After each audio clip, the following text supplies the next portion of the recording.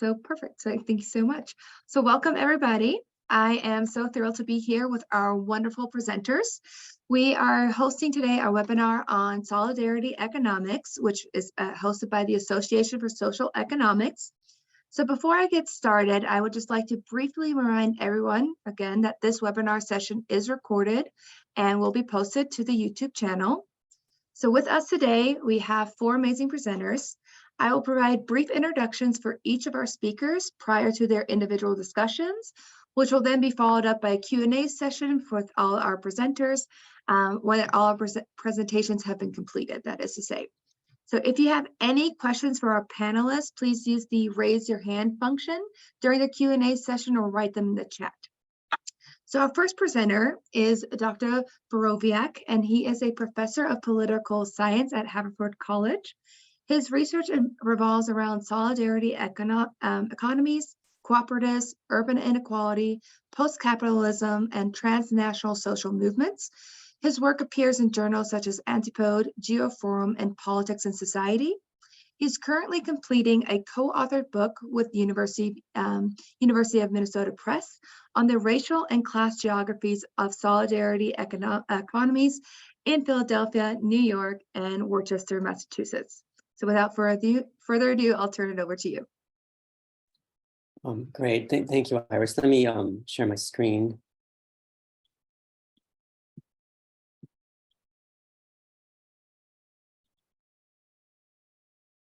All right. Thank you for organizing this. Thank you for allowing me to participate. It's an honor to be on a panel on a topic that I love with Lee, Jason, and Wanda. My presentation I titled "Solidarity Economies in Divided Cities: Fault Lines, Border Zones, and Bulwarks." It's based, as mentioned, on a collaborative book project I've been involved with for a number of years with two geographers, Mariana Pavlovskaya and Stephen Healy, and an economist, Maliha Safri. It's funded in part by the National Science Foundation. We're currently titling the book Solidarity Cities, Confronting Racial Capitalism, Mapping Transformations That Might Change. But we're hoping to have the book out within a year and a half from now. At its core, our project is a study of urban solidarity economies. More specifically, our project is an effort to study how solidarity economies relate to underlying dynamics of race and class division as manifest in highly segregated US cities. We are studying, which is to say, we're studying solidarity economies at an urban scale, and we're looking at race and class divides. But there are really two dimensions to this. On the one hand, we want to lend credibility to the solidarity economy framework by demonstrating its existence and its scale. I think when taken in isolation and under what J.K. Gibson Graham called capital-centric discursive context, alternative economy initiatives that is through a lens that sees things only through capitalism. Many of the things that we call solidarity economy get ignored or dismissed as like negligible margins of the economy. So given that part of the project is about making the solidarity economy and its scale legible to skeptics and to the uninitiated. On the other hand, and perhaps more important for my presentation today, we are responding to a tendency we've seen among some movement practitioners to rather blindly assume that solidarity economy initiatives advance racial and class justice. Food cooperatives, for example, are often held up as a more just alternative to conventional food economies. And it is often taken for granted that this dovetails with racial justice. This is something that we actually want to test. Scholars of racial capitalism, another concept that's become more popular these days, teach us that the historical dynamics of wealth accumulation are inextricably bound up with racialization and with the use of racial differentiation to enshrine class inequality. So present society has been shaped by racialized processes, from redlining and mass incarceration to gentrification in various forms of organized abandonment. So we believe it is imperative, perhaps especially in the US context, to engage critically with those legacies which underlie and undoubtedly, though not uniformly, shape the forms, the practices, the spaces that solidarity economies, social economies take. In the face of some refusals to contend with these kinds of questions, some movement activists have called for the decolonization of the solidarity economy. We see our project as very much in the spirit of such an endeavor. Now, I I assume many in the audience are familiar with the concept of solidarity economy, but just in case, let me provide a brief explanation of how I'm using the term. The concept solidarity economy can be traced to the late 1980s in Latin America and Europe, where separately, or mostly separately, it was introduced to elevate economic practices that prioritize norms, a series of norms such as cooperation, democratic inclusion, solidarity, community empowerment, above the profit-seeking and competition associated with conventional capitalist markets, as well as above the hierarchies built into state bureaucracies. So from these origins in the 80s, the concept spread and became the centerpiece of a transcontinental movement for the social solidarity economy, where in different regions of the world, the concept is interpreted slightly differently, but they're still sort of able to network across those differences. So when I started researching the solidarity economy over a decade ago, the concept was still relatively new in the United States, though by now it has clearly become more widespread. Much of this is due to the efforts of the US Solidarity Economy Network, which has helped give the concept meaning for the US context. And so drawing on USCEN's work in part, my colleagues and I are operationalizing the solidarity in terms of a set of organizational forms, which themselves embed some normative commitments. This includes, I have the table here on the slide, includes cooperatives, community gardens, credit unions, artist collectives, community land trusts, and more. The concept embraces informal solidarity as well, economic solidarity, which we're not actually focusing on in our research. We deploy multiple methods in our research, but we rely heavily on geospatial mapping, complemented with some qualitative work. And so just to start off, I said we wanted to show the scale and just to establish the presence of the solidarity economy in the US. This is a map that I co-produced a few years ago, just showing that the number of solidarity economy entities that we could find. And it's an interactive map. You can visit the website listed there if you want to take a look at it. It could use a little updating these days, but it's still sort of a manifestation of the scale of it. We, however, wanted to do more granular research into the geographies of the solidarity economy, and especially how it interfaces with racialized and class segregation in urban environments. And for this, we are doing sort of multiple dimensions here. So we're looking at the overall footprint, spatial footprint. We're looking at different cities, and we have 3 cities that are at different scales themselves. So Worcester, Massachusetts, which is about 100,000 people, Philadelphia, which is 1.5 million people, and New York, which is over 10 million people. We're looking at different types of solidarity economies. I have some listed here, like worker co-ops, food co-ops, housing co-ops, credit unions, CSAs, and community gardens, and looking at how those different sectors map onto different demographics, focusing on income, Black population, Latinx population, white population, and Asian population, which we don't feature very strongly. So just to give you a sense, here's a map of the 3 cities. They're kind of jumbled together because the space was scarce. And the main thing I want to showcase in this map is just the spread. This is more granular than the national map, and the different colored dots show different forms. It's not everywhere, and they're more concentrated some places than other places, but it's still a pretty widespread footprint for the solidarity economy. So we're trying to just showcase that. But we wanted to look at sort of more demographic through a demographic lens, and when we do that, we begin to acquire spatial perspective on questions like: is the solidarity economy located in mostly affluent white communities? The answer is no. Is it found only in poor marginalized communities? No, though we do find variance amongst our cities. And what we ultimately found, and this is not something we set out to find, but we just kind of inductively discovered this, is three different patterns. First, we find what we term fault lines. In this pattern, we find solidarity economy initiatives located within segregated areas where one race or income level is highly concentrated. In this sense, they seem to reproduce underlying patterns of racial and class segregation. The second pattern, although it's listed third on this slide, is where we find entities where solidarity economies are helping to fortify disadvantaged communities against gentrifying pressures or against blight and racialized abandonment. And we refer to this as a bulwarking pattern, sort of a defensive posture. And the third pattern, the middle of this slide, is we find edge zones, what we're calling edge zones or ecotones. These are largely demographically mixed spaces located between segregated regions of the cities. Or we also look at sort of micro level spaces where diverse populations are intermingling and encountering one another within a single neighborhood, sometimes within the same building. And so we're using this as these patterns as metaphors for analyzing the solidarity economies. Solidarity economy. So to jump into the maps, the first map I want to show you is I'm going to emphasize fault lines. So I assume most of you are familiar with community-supported agriculture.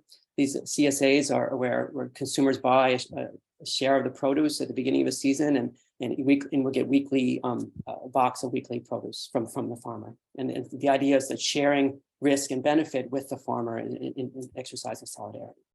And so this is a map of drop-off locations for CSAs in New York City and in Philadelphia. This is where they pick up their box of produce. We mapped it against, in this instance, the percent Black population. And what is really striking about these maps is how, I'm not sure if you can see my cursor, the CSAs are really not in the predominantly Black neighborhoods of Philadelphia or in the predominantly Black neighborhoods of New York City. Which is to say that CSAs are falling on one side of a particular racial fault line. The same applies to the Latinx population. They are not in the Latinx neighborhoods of these cities.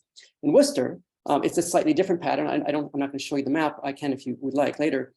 It's a smaller city where there's more proximity to the countryside, and we find that the CSAs where the white population are going to are actually outside the city's limits. They drive to the farms, whereas some CSAs in the middle of the city are catering to other populations.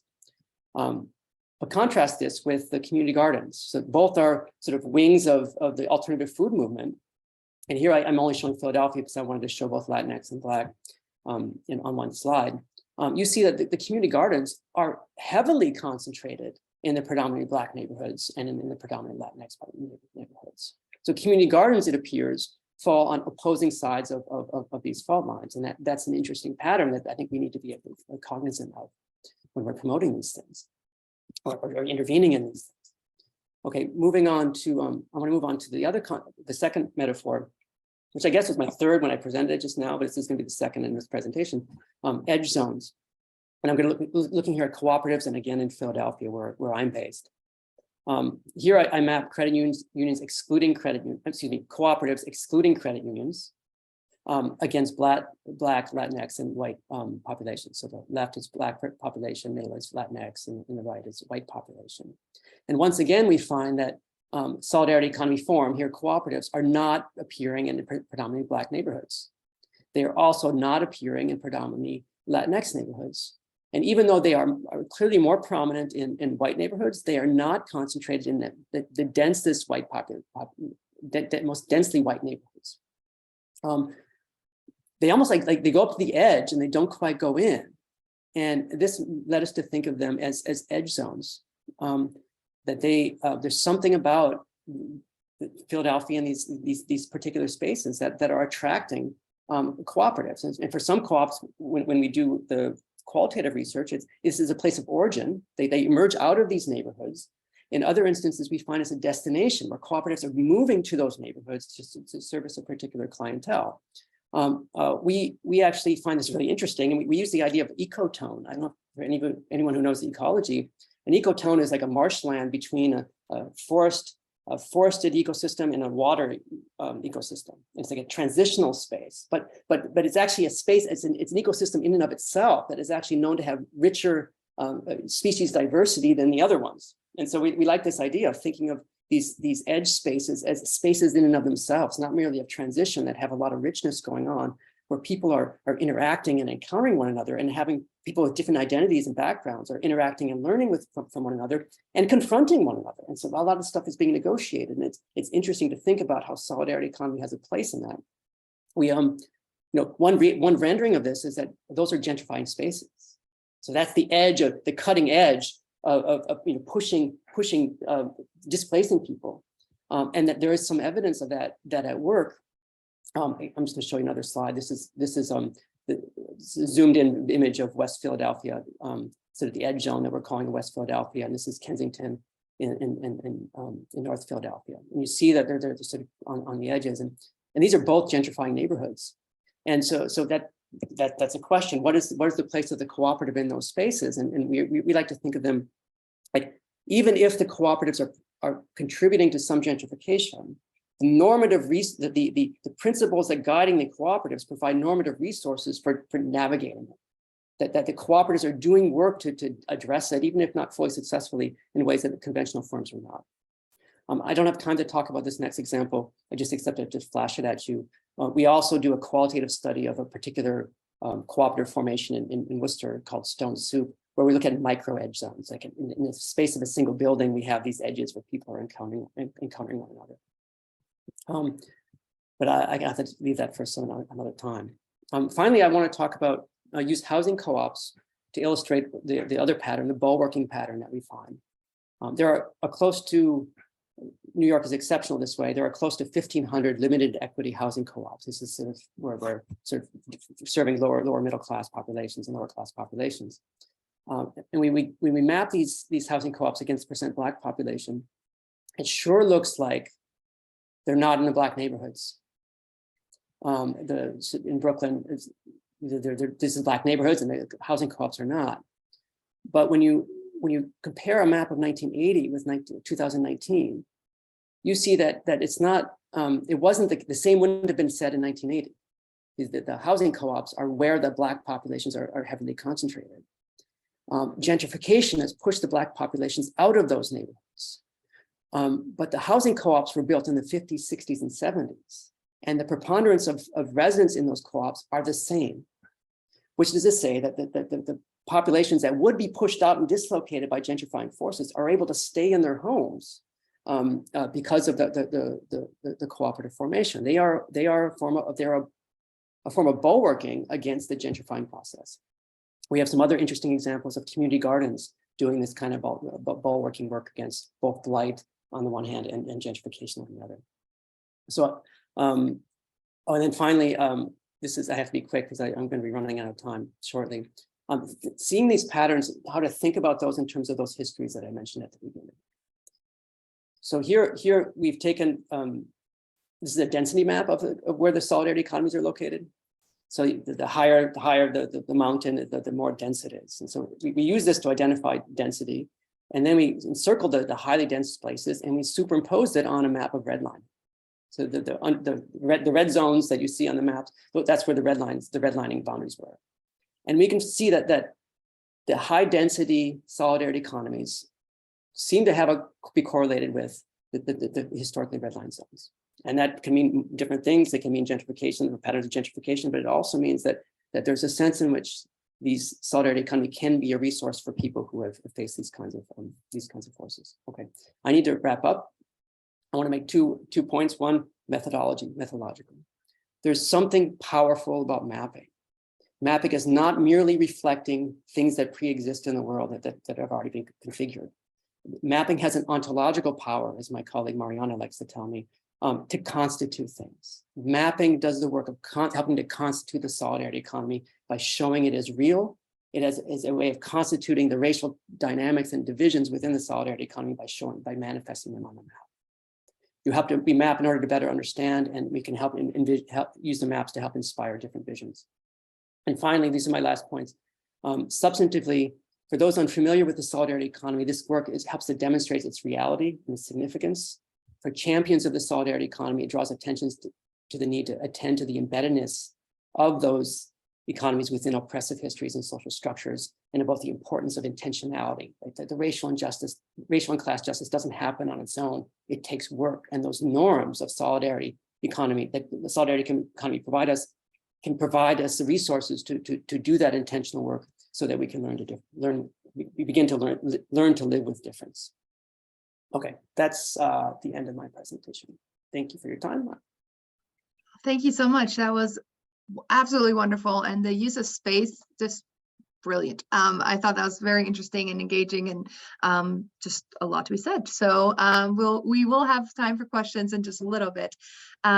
Next, we have Dr. Wanda Watani, who is an internationally known professor and researcher in the field of Canadian Indigenous economic development.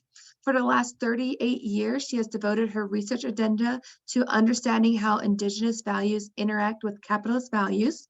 She considers gender issues as well as the role of culture and tradition in mainstream business through social enterprises and cooperatives. The term community capitalism reflects her emphasis on the need for economic development to be in sync with Indigenous communities. Her work brings to the forefront the many different ways in which Indigenous peoples are contributing to the Canadian economy. So thank you so much for being here.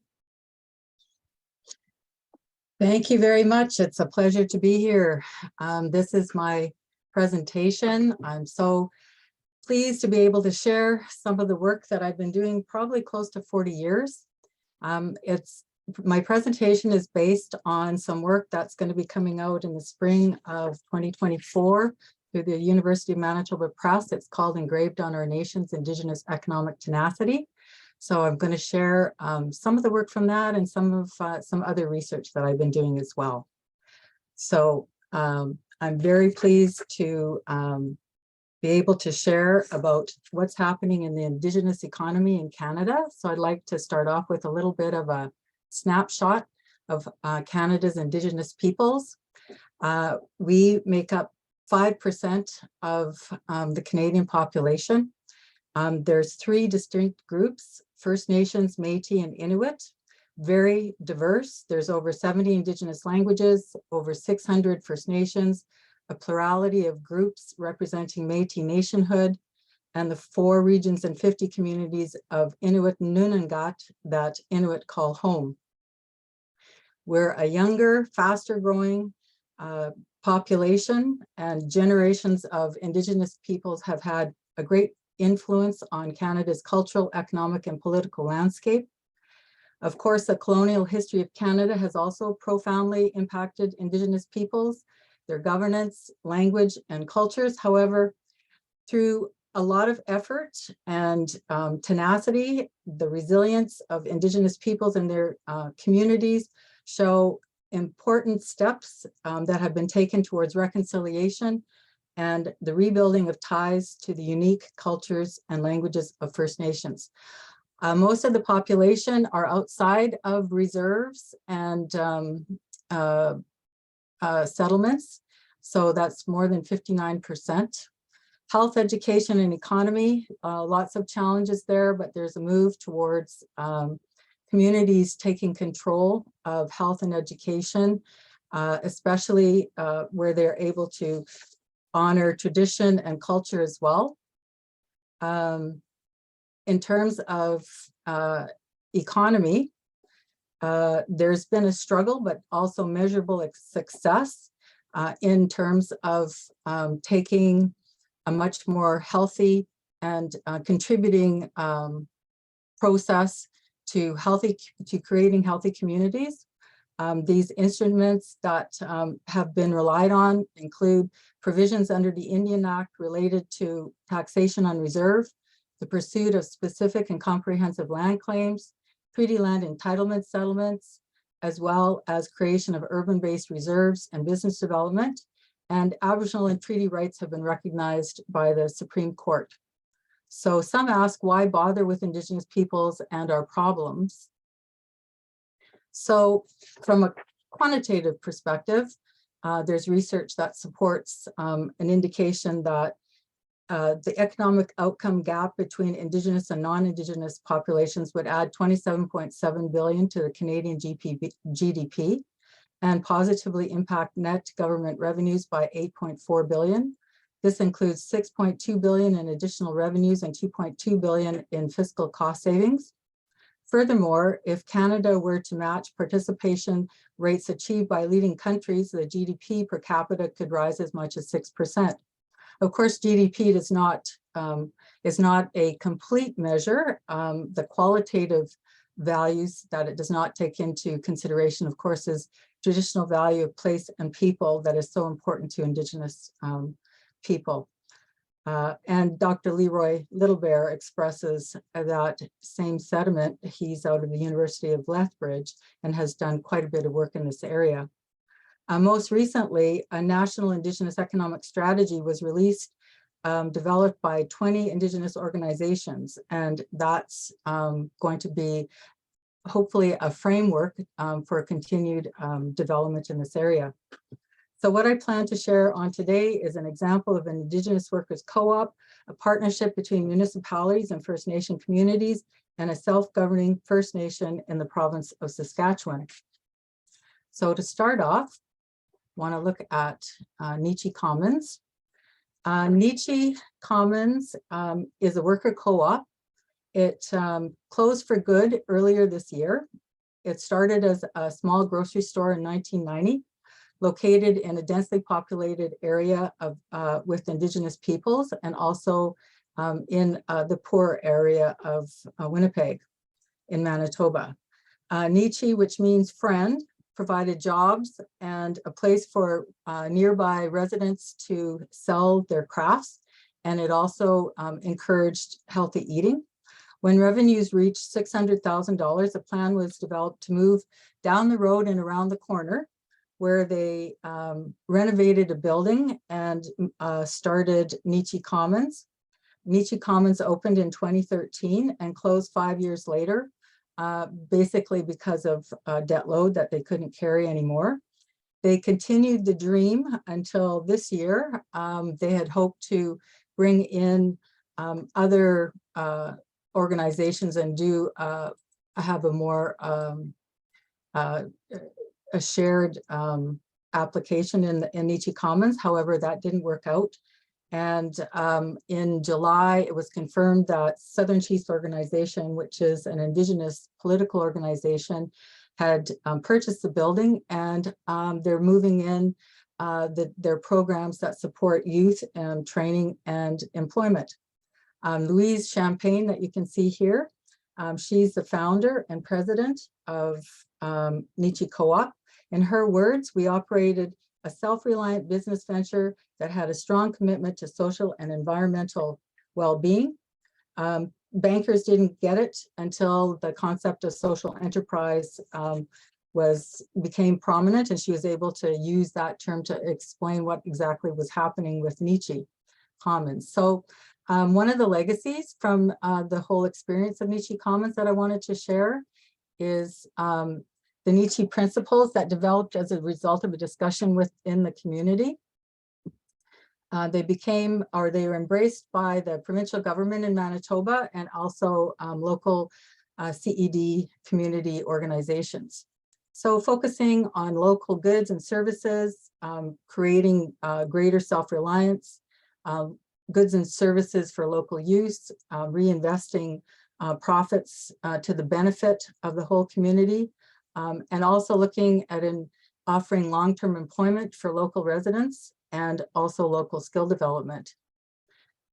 This continues also with looking at local decision-making and ownership, which was enhanced by collective ownership by the employees. So this is a workers' co-op.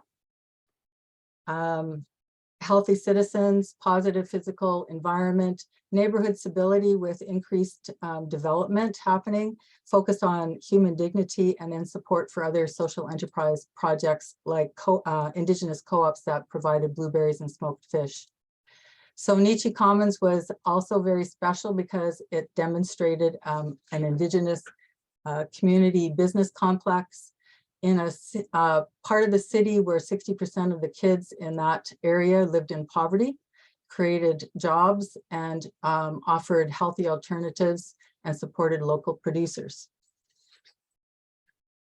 So the next example that I want to share comes from a partnership between First Nations communities and Canadian municipalities. And this is a joint program between the Canadian Federation of Municipalities and CANDI, which is the Council for Native Development Officers.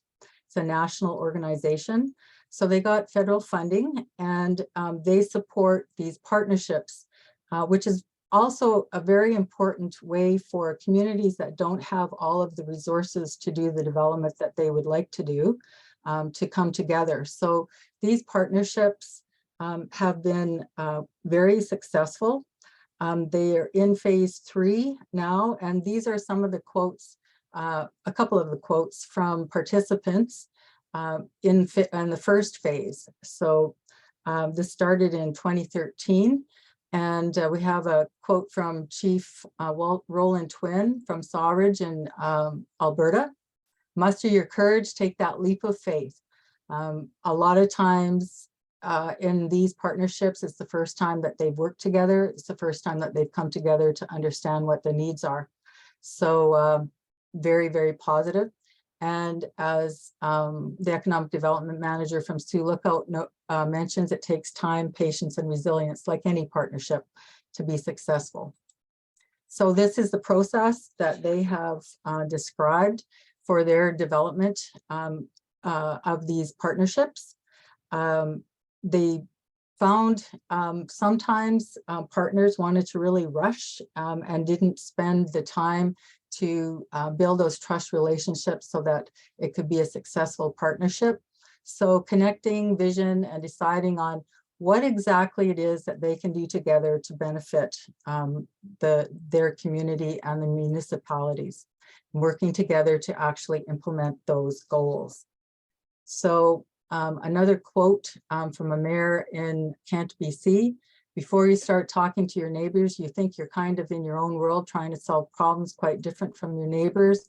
And then you find that even though we have different forms of government, logistically, we have very much the same concerns. We have very much at the end of the day, the same interests: to have a sustainable community, to have a community that's a great place to live, and a community that will provide for our children's children. So I just wanted to chat a little bit about 2 of the partners that came together in the first phase. So Lac Seul First Nation, Sioux Lookout, and KI in Ontario. With interesting, they had already, Lac Seul and Sioux Lookout had already had a friendship agreement under another program, and so they continued to develop that relationship. They invited KI, which was is 400 kilometers north. So these partnerships don't necessarily have to be contiguous, or they brought in KI because they wanted that northern perspective. And Sioux Lookout is a hub. So a lot of communities in the area come to Sioux Lookout for health and education and transportation and service. So it made sense. And since they developed this partnership, a number of communities have become part of it.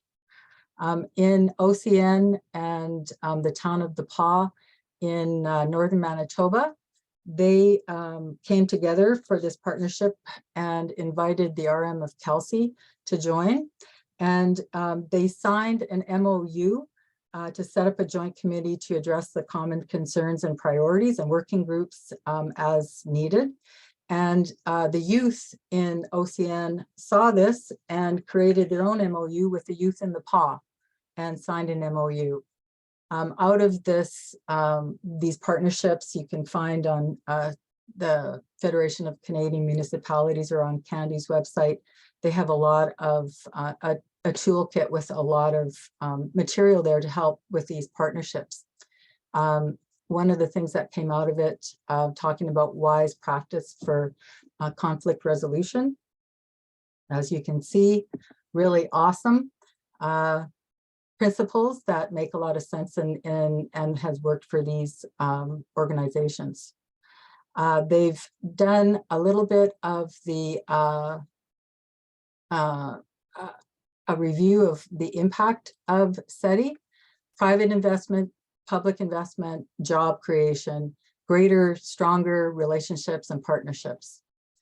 And I'm running out of time, so I'm just going to get into my last example here. I wanted to share with you Whitecap Dakota First Nations that's located in Saskatchewan. This is the Dakota Dunes golf links that opened in 2005. This is their casino that opened in 2007. And this is the resort, 155 room resort, 4-star hotel that opened in 2020. And just a little bit about this community that I found really interesting. A bit of the backstory. This is their chief, Darcy Bear. He was elected chief almost 30 years ago. He was 25. They were basically bankrupt. So over those almost 30 years, they basically have come from out of bankruptcy. They consolidated debt and did some really interesting partnerships. It's a very small community. There's only 600 residents, of which 300 are of working age, and they've created 700 jobs through this economic development. They've done this by strengthening community. That's what they focus on. It's been slow and steady. They have regular community meetings, monthly lunches with elders, community committees with each portfolio that are held by the chief and 2 band counselors. They have a 20-year strategic plan and a comprehensive community plan that is updated regularly with input from all of the community. Culture, language, and quality of life are the focus of all of their activities. Dakota means allies, so they have partnered with all levels of government, the corporate sector, and of course, other First Nations. The golf course was started with a partnership with 2 other First Nations, and they've subsequently bought them out. The casino and the hotel, they were able to finance themselves. It was a $70 million casino project. And they've done this with a negotiating strategy of win-win for both parties. They don't play games. They go straight in and what needs to happen for this to come together. And an important milestone to note is that in October of this year, they had a 92% vote of confidence to support a self-government agreement with the federal government. And so this makes Whitecap one of only 78 self-governing Indigenous nations in Canada. So I've shared these stories to give you some sense of the diversity that is occurring so well in Indigenous communities across Canada. Cookie cutter strategies don't work. It really is based on community. I've also focused on an empowered strength-based approach as opposed to victim, which can, I think, cloud the reality in a way that's not too helpful. Also, understanding the resilience and tenacity and the fact that Indigenous communities are open for business on their own terms is really important. So I left a challenging question. Now that you know, what are you going to do? So thank you so much. I'm so pleased to have been able to share some of my work with you. Well, thank you for being here and sharing these vital stories with us. As a health economist, I've done a little bit of research on the health impacts of Indigenous communities as well. And it gives me a bit of optimism knowing that these communities are coming together to address these foundational needs that they have. So thank you so much. Next with us today, we have Dr. Jason Spicer, who is an assistant professor of economic development and planning at the University of Toronto, where he directs the Community Economies Lab. He researches the potential of alternative enterprise models to enable a more just and sustainable economy and advises governments and third sector organizations on improved policy frameworks for these models. His work has been published in outlets such as Socioeconomic Review, Economic Development Quarterly, Environment and Planning A, Economy and Space, and his book on cooperative business at scale is under contract with Oxford University.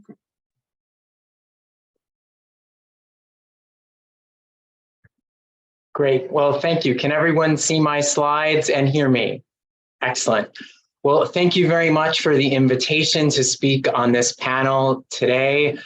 This is going to be a pretty high level kind of whirlwind tour of some of my different projects that I work on that relate to this theme. And as Iris mentioned, I teach at the University of Toronto. I teach primarily in a graduate urban planning program.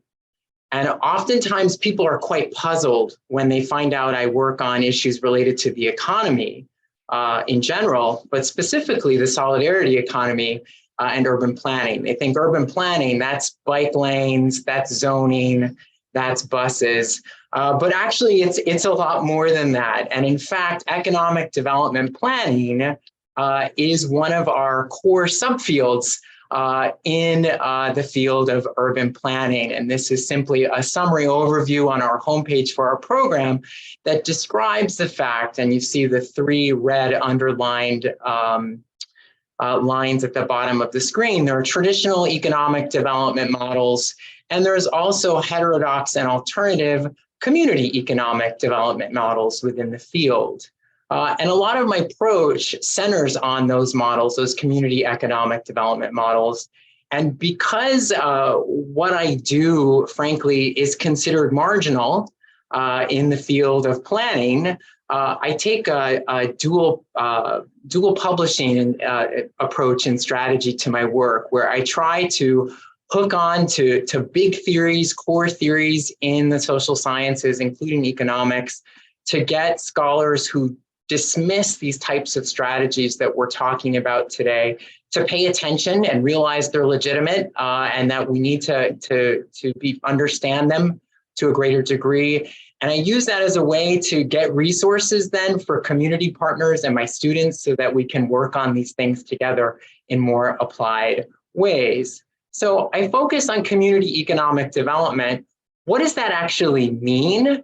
I had a piece come out a couple of years ago in one of the main urban planning journals that used institutional theory to identify 3 different types of strategies that use this label, community economic development: the exactive, the localist, and the transformative or democratic. And we distinguish between them based on how these different strategies relate to 2 forces that have had a profound effect on shaping our economy over the last generation, which of course are neoliberalism and globalization. And at the one extreme, we have strategies that are exactive. By that, we mean these are clawback strategies. Let's get resources out of neoliberal globalization to empower folks who have historically been excluded from those processes at the heart of that economy. At the other end of the spectrum, we have transformative and democratic strategies, which are about building a fundamentally different type of economy. And that's where solidarity economics and alternatives typically come into play. And then the third bucket is a bit of a halfway house, if you'll forgive the expression, between the 2, called localism. And my work encompasses all 3 buckets. And this is just a laundry list of some of the different types of projects that I work on in my lab with students, as well as community organizations and government partners. And what I want to highlight in the rest of the talk today are some of my projects that speak to that 3rd bucket of transformative and democratic community economic development strategies that typically focus on alternative enterprises. And by alternative, we typically mean alternative to the investor-owned firm, or the IOF. And my work encompasses alternatives across all 3 factors of economic production: land, labor, and capital. So as I mentioned at the outset, I have a dual publishing strategy and dual project strategy. So sometimes that means wrestling with classical economic theories. And so the first project I want to feature is of that vein. And this is an article that I published just recently in the journal Socioeconomic Review, which asked the question, under what conditions do cooperatively owned businesses scale to stand alongside investor-owned firms? And this is a mixed methods econometric as well as qualitative study. It's a very long study. I apologize in advance if you go to read it. But the point of the study was that we know that from the literature that one of the primary ways that cooperatives get to scale is by coordinating with one another. It's known as Principle 6 or P6 in the International Cooperative Alliance's set of 7 cooperative principles, so cooperation among cooperatives. And this was the original model that came out of Britain that first institutionalized the model to widespread scale, where you have federated and coordinated supply chain relationships across the business ecosystem between cooperative businesses.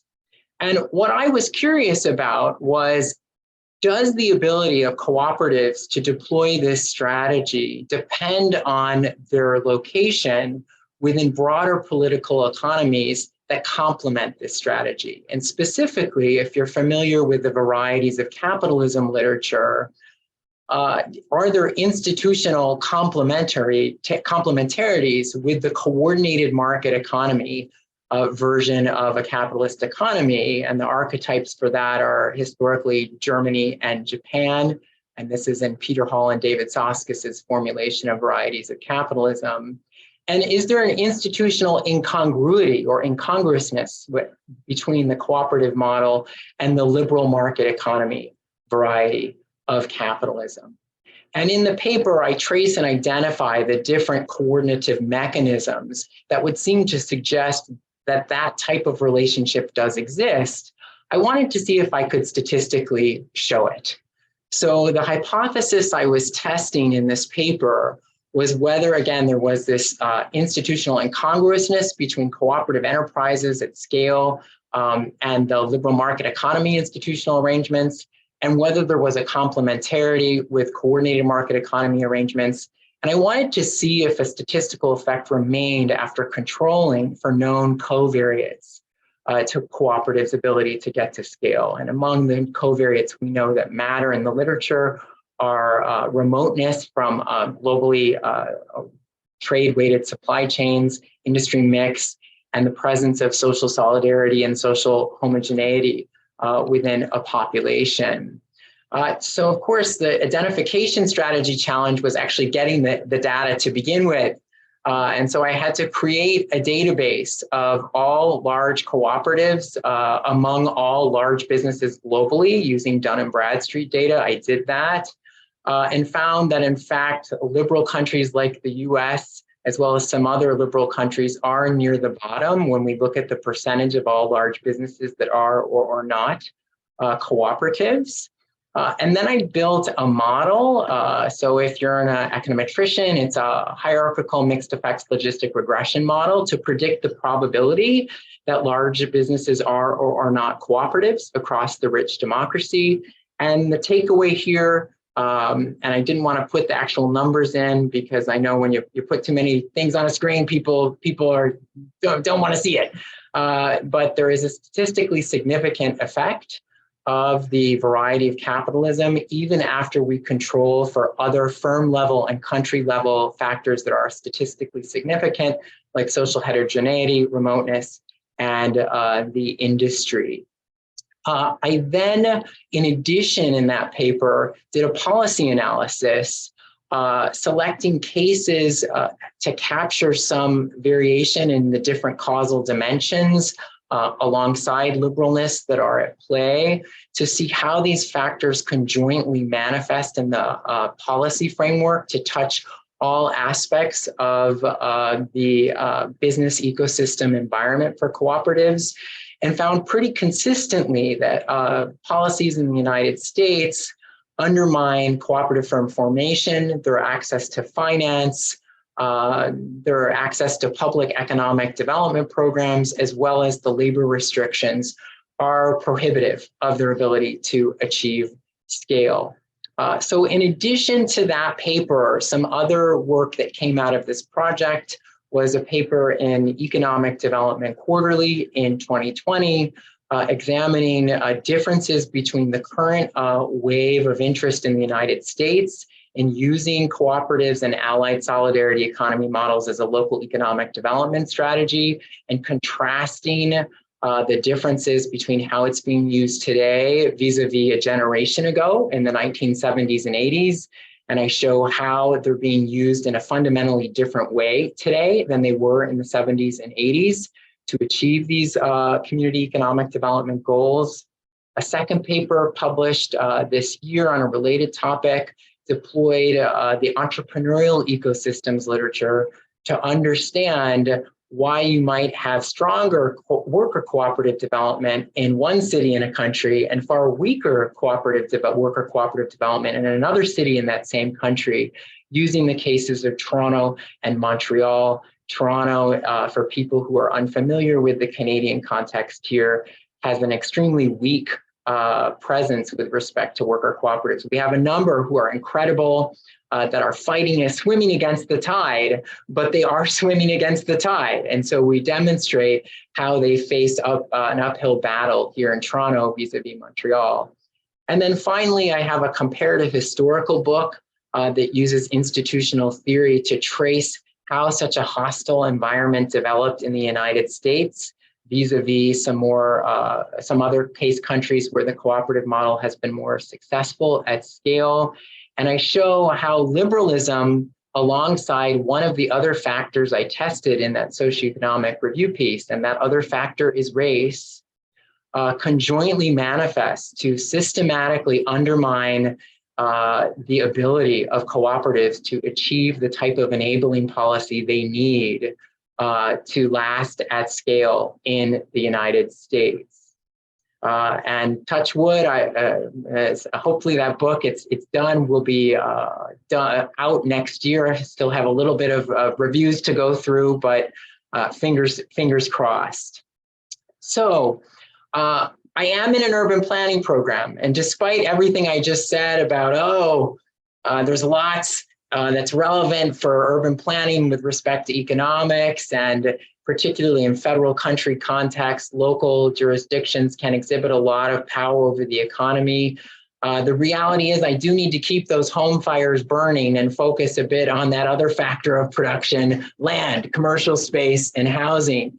So I do have some projects to speak to that as well. And this is the first paper in a new project on community land trusts that came out again in one of the two main urban planning journals just 2 months ago, called Oranges Are Not the Only Fruit. That's a reference that's, it's an inside reference, I'll say. I'll just leave it at that for some of us. But it's about the publicly owned variety of community land trust. And the point of the paper is there are different types of institutional arrangements within the community land trust movement. And one of the options is to have governments maintain an ownership role, but to have community governance that's severed from the ownership. And we apply some basic theory from institutional economics to help articulate the benefits and drawbacks of that type of approach in that paper. And as I mentioned, this is part of a larger project focused on CLTs and their ability to act as a scalable approach to the affordable housing crisis. The two economic concepts we're using are good old Burrell and Means and Bilizonic in terms of ownership and control of firms. These things can be severed. We all know this. And the second point is that you can have public and private partnerships to deal with the principal agent problem, as well as incentive misalignment that can happen in either the public or the private sector. And our point was, applying these two theories, we can begin to understand how you can rebundle the set of rights and responsibilities on housing to have a public social partnership or a public community partnership. In addition to that JPER article, we've got some other outputs in progress, and I do want to thank the various funders and partners involved with this project, which includes a community land trust census. It'll be the first in a decade. We're just finishing it now. This is a sneak preview of the website that will be up soon for the US component, and we're currently getting more into the depths of the Canadian component now, right now. And I also want to mention, beyond CLTs, there are other types of housing models. Craig mentioned limited equity cooperatives and Mitchell-Lama co-ops. There's also manufactured housing cooperatives out there, which truly house some of the most vulnerable among us. And I've had a couple of studies. I'm just the co-author on these two, looking at manufactured housing cooperatives as a solution to a host of social and environmental challenges across this continent here, Turtle Island. So that's my kind of whirlwind tour overview. We were limited to 15 minutes and I'm over. So I'll conclude there, and thank you very much for listening. Well, yeah, thank you so much. I think it's really interesting. I'm curious to see about the historical implications and how that all transpired to where we are today. So I'm very curious about that, and put a note to keep an eye out for that book myself. Last but certainly not least, we have with us today Dr. Lee Badgett from who is a professor of economics and the co-director of the Center for Employment Equity at the University of Massachusetts Amherst. And she is the former director of the School of Public Policy as well. She's also a Williams Distinguished Scholar at UCLA's Williams Institute, where she was a co-founder and the first research director. Her research focuses on economic inequality for LGBT people, including wage gaps, employment discrimination and poverty, the global cost of homophobia and transphobia, and economic empowerment of LGBT people. Her latest book is The Economic Case for LGBT Equality, Why Fair and Equal Treatment Benefits Us All. So thank you so much for being here.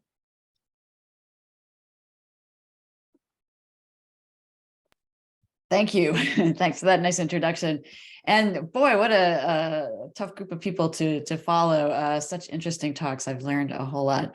What you'll notice is not only am I talking about a different group of people, LGBTI people, but I'm actually kind of new to this field of thinking about research on solidarity economics in particular. And so I want to thank Caroline Hussein for encouraging me to be part of this. So hat tip to you. And let me just plunge in. And so hopefully we'll have a lot of time left for questions. So these are preliminary thoughts based on some work I've done in the past and some new directions that I'm going. So let me just plunge right in. I'm going to take a more global perspective. And let me just set the context for you with regard to lesbian, gay, bisexual, transgender, and intersex people around the world. There is a highly varied set of legal situations that people face who are LGBTI in different parts of the world. This is just looking at sexual orientation laws as an example. The countries, the deeper the blue, the stronger the rights and protections are for LGBTI people. The redder the countries are, the much more limited or even hostile countries are in terms of the legal status. So you can see that there is a very wide range. I don't think anybody will be surprised by that. Another way of thinking about how LGBTI people are doing might be related to social acceptance. So a colleague of mine at the Williams Institute, Andrew Flores, did this great combination of lots of different studies and surveys of social acceptance around the world. And so again, here you can kind of see that the darker the blue the country is, the more accepting people are, individuals answering questions on public opinion surveys are. And the sort of paler green to yellow countries are those that are much less accepting overall. And then finally, the book that Iris mentioned that just came out a couple years ago, The Economic Case for LGBT Equality, documents the global literature that is emerging on the situations faced by LGBT people in education, where bullying and discrimination are common, the labor market, where discrimination, occupational segregation, low incomes, unemployment, where this is very common for LGBTI people, and in the health sector, where minority stress that LGBTI people face on top of normal daily stresses lead to significant health disparities. And overall, it puts people in a very challenging economic position. It results in economic inequality that we can document in ways from high rates of poverty to, as I mentioned earlier, kind of lower incomes and worse health, for example. So the way the LGBTI community and movement has addressed these issues has been to really focus on human rights, and it's been very important, a very important movement, which is now global as well as local. So there are also umbrella organizations that pull together local and national groups to learn from each other. And these organizations have been important for organizing, lobbying, educating, getting more protective laws passed. There's been a very sizable effort to get large corporations to be more accepting of LGBTI people. And although there are lots of corporations that will, check boxes saying they have good policies, we don't really have a lot of evidence on really how much they have actually done in the way of, increased representation of LGBTI people in employment, for example. But, it's a strand of the movement. But there's been really very little emphasis on what we might think of as human development outcomes, like economic equality, economic empowerment, improving livelihoods. And that's an area that I think is really extremely important given that context of economic inequality that I outlined. And it's really been heightened by the COVID crisis, where just as an example, Outright Action International, one of these big umbrella groups for LGBTI people globally, was able to put together, relatively small grants for organizations, LGBTI organizations, to do basic kinds of service work around feeding people, housing people, providing medicines for people during the pandemic. And they were overwhelmed with applications, just overwhelmed with applications. And they have some great reports that document how serious this has been.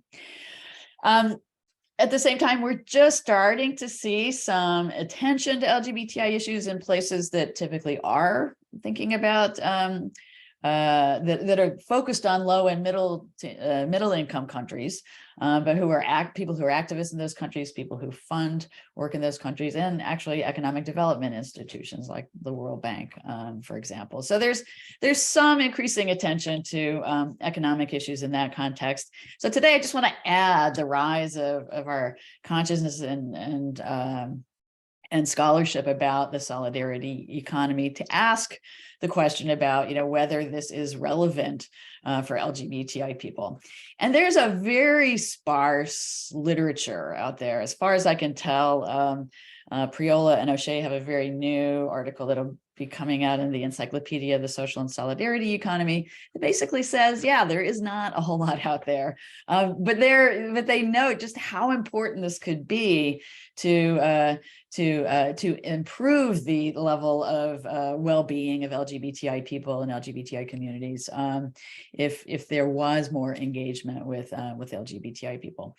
So, just the little bits that are out there, Priola has and colleagues have a couple of studies where they show that social co-ops in Italy displayed highly heterosexist cultures and discriminatory practices, and the LGBT people who worked in those places were not comfortable being open, which suggests some some kind of disconnect there. Callaway et al. In a Spanish language journal on co-ops study co-ops in Argentina that were formed by transgender people, and found 9 of them, a lot of them coming out of textiles, clothing, and theater. The ILO, who's been at least talking about LGBTI people recently, have picked out a few examples. One in Argentina, one in India, one in the Philippines. It's been very hard for me to find out if there's anything, whether these are really still going concerns. So that is, that's an issue. I noticed somebody mentioned Dean Spade's work, Caroline. Thank you. Yeah, the kind of mutual aid society work that Dean Spade has been doing and studying and encouraging in the US in particular, I think is a really interesting model that doesn't quite fall into what I'm going to talk about because I'm not focusing on the US. So what am I focusing on? Well, some colleagues and I have been trying to identify economic empowerment projects in low to middle income countries. So I'm working with Katja Burns, Pawan Dahl, and Claire Hairbrand. We're focused on the global South, and we have been pooling data from our respective networks about actual concrete projects that are trying to economically empower LGBTI people. And we're just collecting very basic information just about the projects that we can find over the last, that have existed over the last 5 years. And what they do. Sometimes we've been able to find out something about their funding and that sort of thing. So what I want to do now is just kind of overlay this question about the solidarity economy on this to see whether we see any real overlap. So we have, in the first iteration of the paper, I'll put the link in the chat. We found 57 programs from 23 different countries. About half of them focus very broadly on LGBTI people. About a third of them are really very strongly focused on transgender people. We have a couple of ideas about why that is, but the big one is that transgender people consistently are at the very lowest end of all of our economic measures in places where we have those kinds of measures. So we think that it's because the economic situation of transgender people is so poor. Just to give you a little bit of a sense of what those strategies look like, a lot of them were focused on starting businesses. We had about 10 social enterprises we've identified so far, lots of focus on providing skills. And microcredit is a big part of these programs, of at least some of these programs. And then helping people look for jobs is another focus of a significant chunk of them. Now, I think it's important to note that one of the big things that we found was that behind these efforts are grassroots LGBTI organizations. They see that the people that they work with, who are their friends, their neighbors, that they need this kind of support. So this is really being driven from the grassroots, sometimes in partnership with Global North organizations, especially funders. So there's more to be said about that. Very few, only a handful come from the public sector, and a handful of the handful come directly out of the traditional international development institutions. So given that, let me just tell you a little bit about what we're finding about examples that seem to overlap with the solidarity economy kinds of schema that Craig brought up at the beginning in the first talk. So there is, for example, there's one transgender milk cooperative in India. This photo comes from some of the press coverage that it got in India when it was formed a few years ago. And it provides both housing and employment for transgender women. And at that time, they had about 30 living and working there. So that's the only one the ones that you hear me point to by name are kind of out there clearly in the public domain. The others were not identifying directly. There's a Latin American country where there's a weaving co-op that's kind of generally focused on women, but has apparently a very large core of lesbian, bisexual, and transgender women who are associated with that. Enough so that it kind of pops into something that we're interested in for our study. And then there are the studies from of the co-ops in Argentina, Estilo Diversa, which is one that the ILO has commonly pointed to, which does textiles and clothing. And then there are 8 others that have, some of the others do textile and clothing, some do. There's a theater co-op, there's some other kinds of co-ops that they have identified there. So there's at least a few examples of worker cooperatives. There are 2 examples that we have found so far of SACCOs, so savings and credit cooperatives, and they're both in East African countries. One is run by a group that focuses on health for male sex workers. That organization created a business, a car service business to create jobs for people in that organization.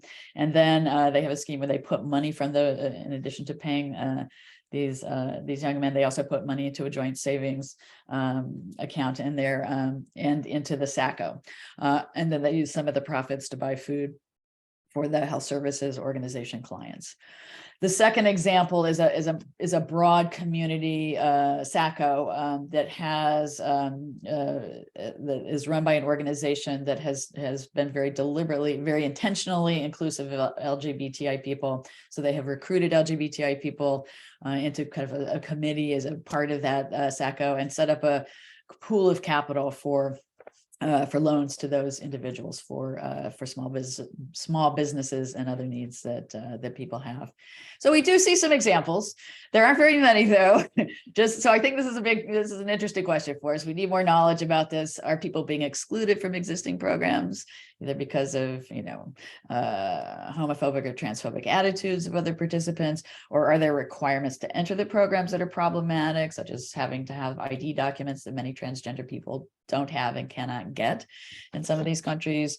Kind of long-term minority stress sometimes has, in some of the examples we've seen, has meant that people don't have the confidence or the levels of self-esteem to think about kind of trying to get into some of these programs that they have the opportunity to get into. These are just some initial thoughts. But thinking about how we can generate more participation and interest of LGBTI people, I think, is something that could be very helpful. And we need more research.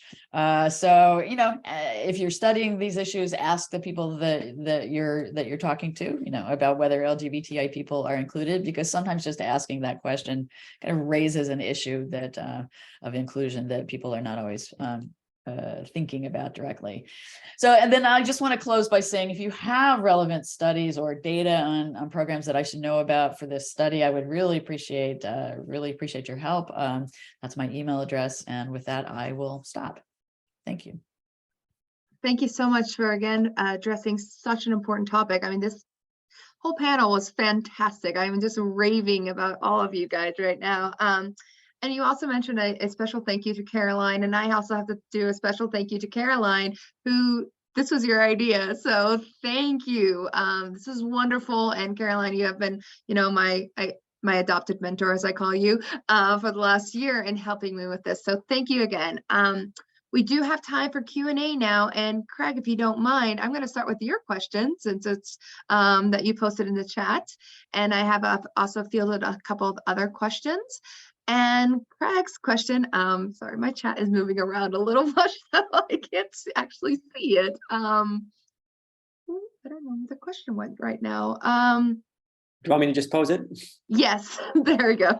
Yes. So I was responding to Lee, your observations about the absence of LGBTI support within cooperatives. And I was thinking about, if we think of solidarity economy as a larger umbrella that includes not only formal institutions like cooperatives and credit unions and land trusts, but also informal solidarity economy. I'm just curious what kind of informal economic solidarity you would find within those communities. But by comparison, when I talk about the absence of cooperatives in Black North Philadelphia, it's not a statement that there's no solidarity economy in Black North Philadelphia. A lot of that is hidden, and it's hidden for various reasons that have to do with distrust of formal institutions. And so I'm curious how that might be manifest in the populations you're studying. I'll just say it's a great question, and I don't think we have a research base really to have a great answer for it. So it's another research opportunity and need. So I also have another question that I fielded. And so the question was, and this is for anybody on the panel, in a way, solidarity economics attempts to rectify the acute injustices that stratification economics exposes. As such, is the path forward, a systematic or systemic transformation?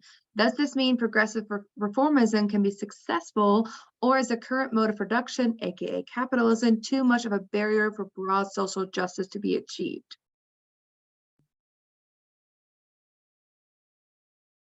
Oh, just a small question, just a Just very small question here. I mean, I know. I guess that the succinct question is, the real question they posed was, is practice, and that's what social movement should aim for, you know, what we're looking at there. It's like, why do we put this in practice?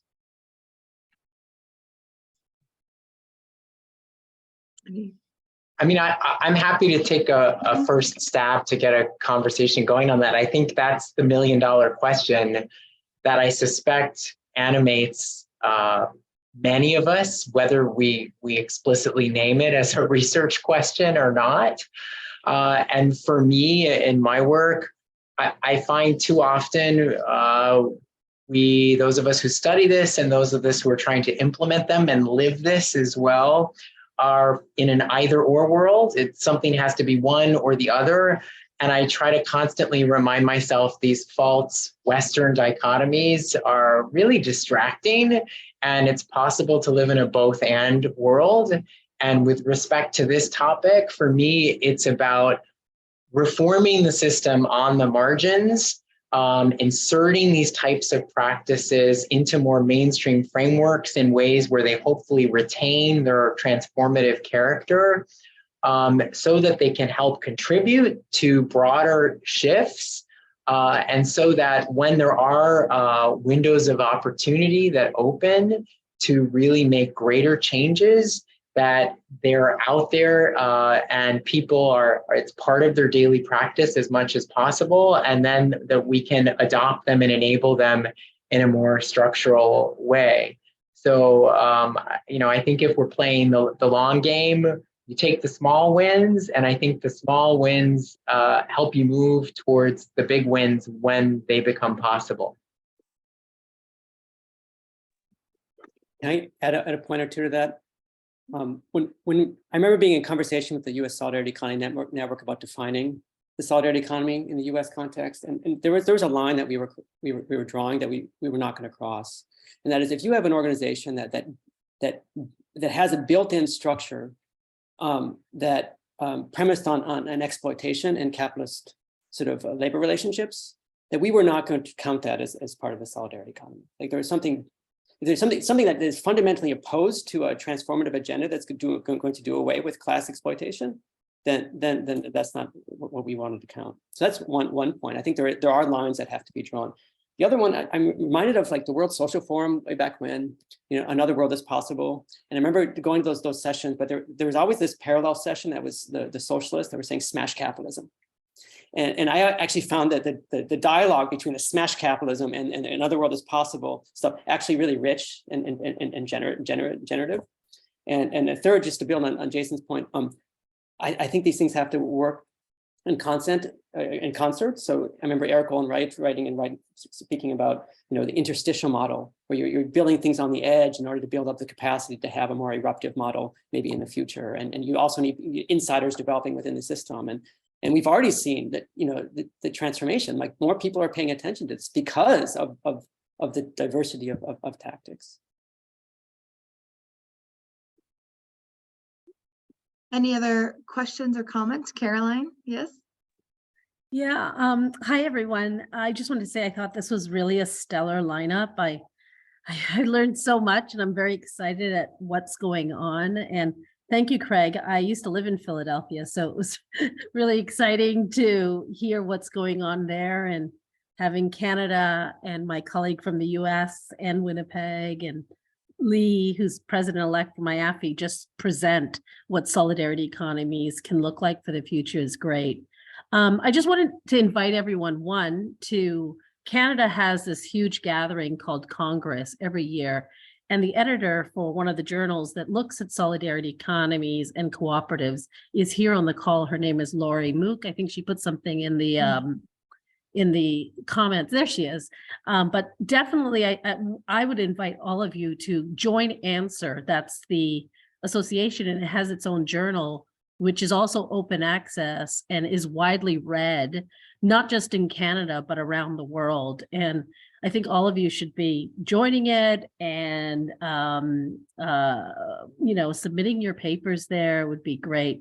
But I wanted to ask a question, because right now I have under review a paper with a student of mine looking at the question of social economy, solidarity economy. And in Canada, the lexicon is the social economy, most practitioners tend to use that language in formal type of institutions. But I'm curious, I'd like to hear each of the speakers. I'm taking more of a critical approach. I think that we have to change that to call it a solidarity economy.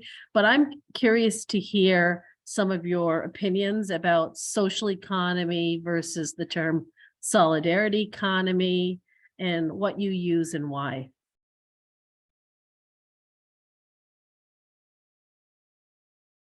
Caroline, I wrote a piece about the evolution of the concept and the term. I'll send you a piece. It's in an edited volume. I think it is appropriately context specific. So when you talk about people from Cambodia who, when you present the language of solidarity to them, it means something very different. It's actually threatening language. It can be a threatening language compared to the way it is received in Brazil, where solidarity is the concept. I think in the French context, solidarity was very important as a contrast to social economy, and that distinction between the social economy, which was like a 3-sector model that was not really necessarily really organizational based and not necessarily norm based, and the introduction of solidarity was a sort of counter to that. So I think it is appropriately context based, and I think that one of the strengths of the movement is that the transnational movement is that it can embrace this diversity. The lexical diversity, the substantive diversity, and yet still maintain solidarity. And that's the vision we want. We don't want a top-down sort of imposition of a frame. We want a frame that can adapt and embrace these different contexts.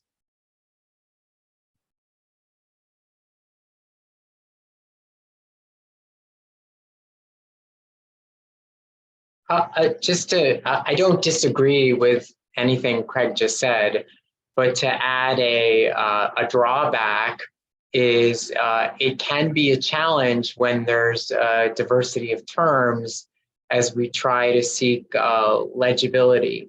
So that is a challenge, is some people are going to use different terms, and sometimes they're used conjointly, as you're saying. And if your question is social and solidarity economy, or SSE, or ASE en français, is, I think, useful, and to think about them conjointly. But again, as I mentioned in my talk, if you look at the field of urban planning, that term is less accepted than community economic development.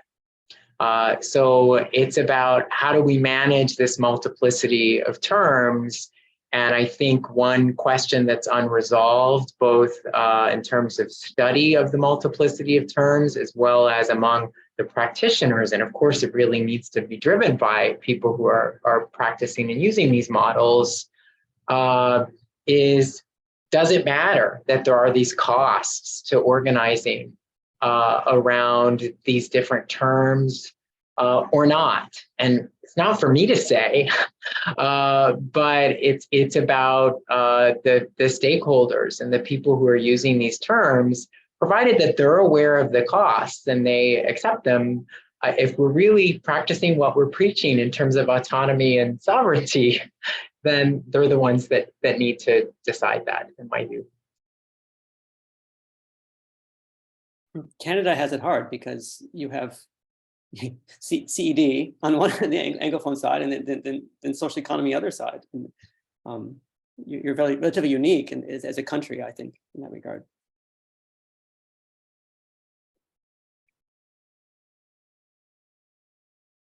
We have, or Lee, go ahead. Sorry. Yeah, I was just going to say, yeah, it does sound a little more academically relevant than practically relevant. I mean, I feel like when I talk to people about these kinds of issues, like we're talking about, like, what is a co-op? How is it different? You know, like much more specific. That's where the terms seem to be, the terms that I end up using a lot are kind of most relevant.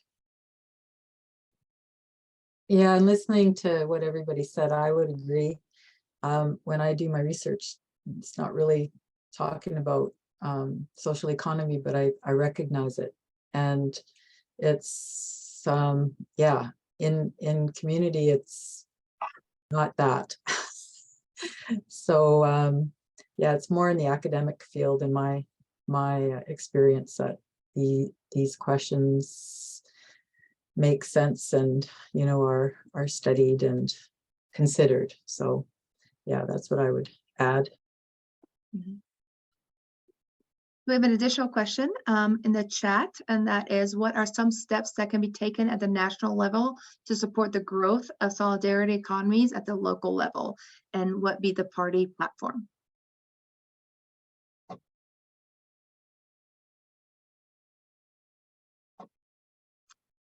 It's a good question, hard question. Mm. I find the question interesting, the way it's posed. It almost starts at the national level instead, brings it down to the local level and instead of the opposite, starting at the local level and trying to build up. I think the idea of building the movement, I mean, it can be both. I think social media makes like some of the boundaries between the national and the local very, very different than it used to be. I think like one strategy is visibilization, just making this visible, talking about it. Mapping is one technique. There are a lot of other techniques. Storytelling is a good technique. Having some success story, like I think the solidarity economy in the U.S. has gone leaps and bounds because of Jackson, Mississippi, and Cooperation Jackson. You know, demonstrating what a city can look like if it embraces solidarity economy, especially a poor Black city. You know, what can happen when that happens, and how that can, you know, inspire a movement. So I actually think the visibilization, the visibility is increased from the local level to the national level rather than building up a national thing and kind of moving down. Of course, there's a dialogue that's happening between these. And there's a solidarity economy networks at local, national, and regional levels that can be a resource for this. Yeah, there are. It depends on, Marianne, I'm assuming, are you talking about the US context? Okay, so in the US, I think there's a lot of policy barriers that different organizations, be it the US Federation of Worker Cooperatives, the Democracy at Work Institute, Project Equity, Shared Capital Cooperative, there's a lot of them have identified policy barriers that these types of businesses face. And even when there's a success at the national level, like the Main Streets Employee Ownership Act that was passed, believe it or not, under the last president of the United States, as a rider to a national defense bill, as some people may know, it wasn't funded. It wasn't a funded mandate for the Small Business Administration to systematically remove the barriers that, for example, worker and consumer cooperatives face in accessing things like the SBA 7A program, in terms of removing the personal guarantee requirement that these businesses face when they're trying to finance themselves. So there's a lot of identified policy implementation items that actually don't need a legal change. They simply need pressure on the administration force to fund them and put them through. NCBA-CLUSA has been fighting for some of this, so have some of these other organizations, but it's about keeping up the drumbeat of pressure, getting them out. Also beyond that, the small business development centers, the SBDCs around the United States, which if you're a small business entrepreneur and you go in and you want to start a worker co-op, some of these places you go for support, they're like, we don't know what that is. That happens here in Toronto too. That was in one of the parts of one of the articles I mentioned. You go in and they're like, we can't help you.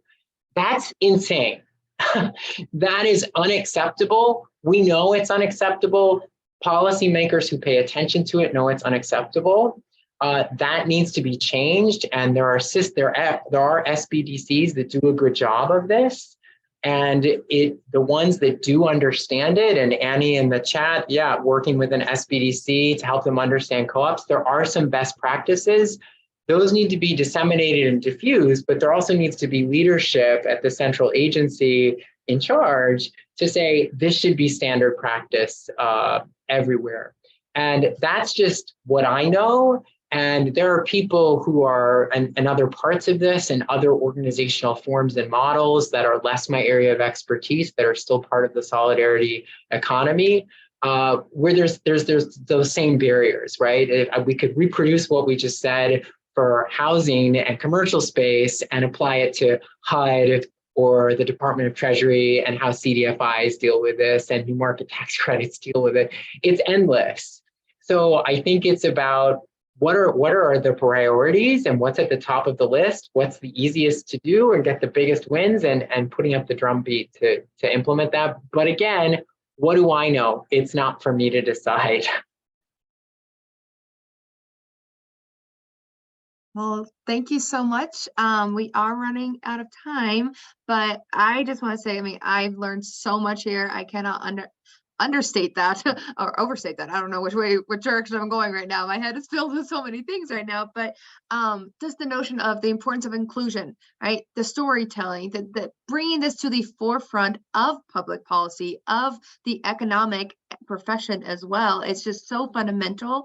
So I am just so thankful for everybody here, for the Association for Social Economics for hosting this. And again, thank you to our presenters for your time, your efforts, and all that you do. And I hope you all continue this fabulous work. So thank you so much for being here.